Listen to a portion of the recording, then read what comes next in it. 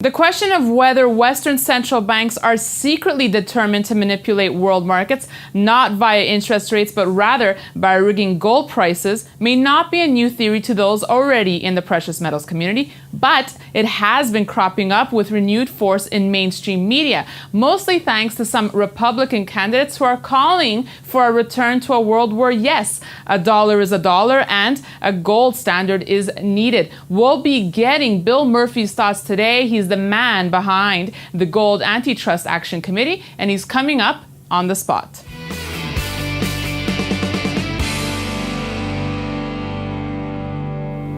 Bill, thanks so much for being with me.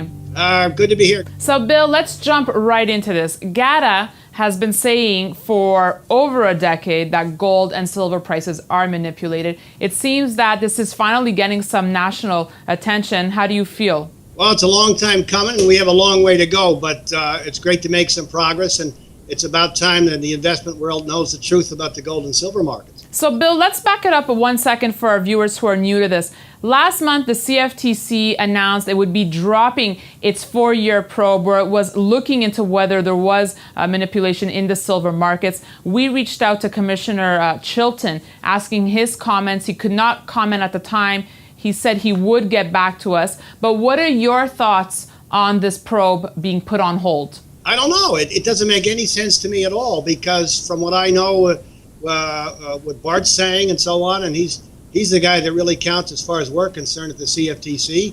The investigation's ongoing, and I don't know what's going to happen or what they're going to do, but I know from some of my people that the stuff that Morgan's been doing in the silver market is about to catch up to him. I don't know if the CFTC will do anything about it, but my sources tell me that they've got a huge problem with their short position. I don't think that they can make deliveries to the longs should they ask for it. And I think a scandal is going to break sometime this month. So, Bill, I'm sure you won't tell me who your sources are, but are they at the CFTC? No, absolutely not. But I have people that have seen certain things and no final document form, but it's very serious. JP Morgan has a big problem. The world will know about it in time, and I know it's going to be exasperated, if I'm correct from other sources, that there's a big problem getting silver in size. Shipments are being delayed weeks to months. There's concern out there about getting the silver at all.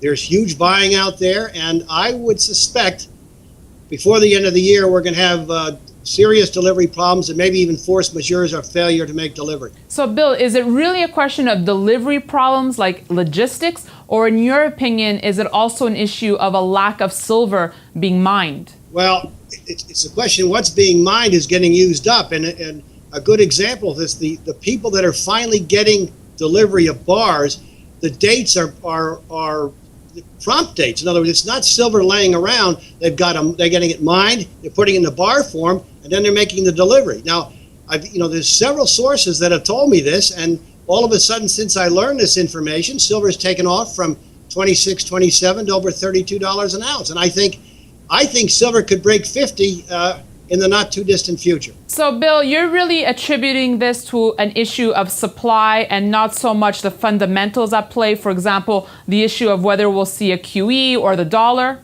Well, I've always said the key to the gold and silver market is not what people think. Days gone by, they said it was the dollar was the key. It's quantitative easing. It's not. The prices are too low for each because of the gold and silver price suppression schemes. They're always too cheap.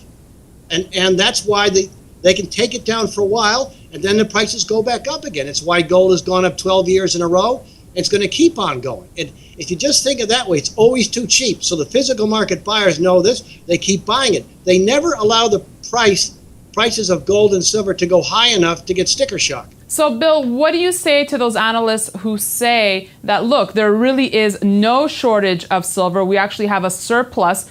What do you think about those numbers? Are they flawed? Well, I guess outside the manipulation, we'll get priced.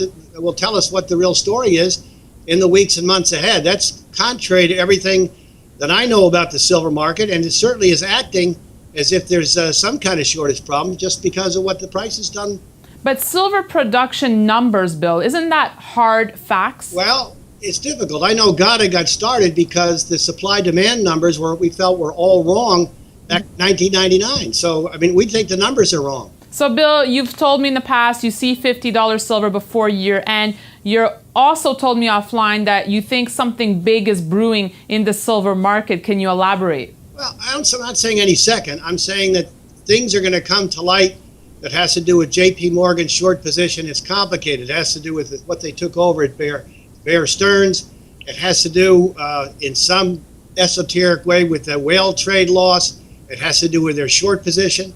It has to do what they've been doing in the market, taking advantage of an unsuspecting public to benefit themselves. And this is all going to come to light in due time. And I think it's going to be very interesting when that occurs. Okay, Bill, do you own physical silver? Yes, I do. I own physical silver, physical gold, and of course, I'm also in the gold silver shares. Bill, let's just get back to the CFTC dropping the silver probe a second. Did you really see that as a dent in the road? Well, let's put it this way. If they drop the investigation and don't come up with something against J.P. Morgan, I'll be shocked. Bill, is Commissioner Chilton supportive of GATA? Has he said anything to you in regards to this probe? No, he didn't, and I wouldn't expect him to. But I met Bart in December in 2008. He's a classy guy.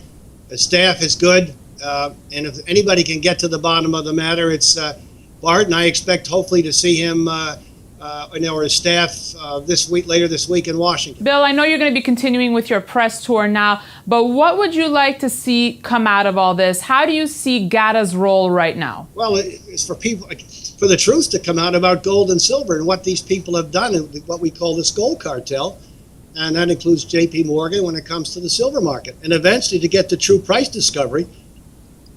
And I think it's going to lead to sharply higher prices when investors realize what is really going on and how certain gold and silver have been sold many times over in unallocated accounts and so on. It's going to get quite tricky. Actually, Bill, I was speaking with one source recently who told me, yes, the gold market is manipulated, but on the upside. What are your thoughts? Well, from our standpoint, I mean, that's just ludicrous. I guess I should leave it at that. And eventually it'll come out. I mean, for goodness sake, I mean, the stock market's manipulated by the plunge protection team and the counterparty risk management policy group.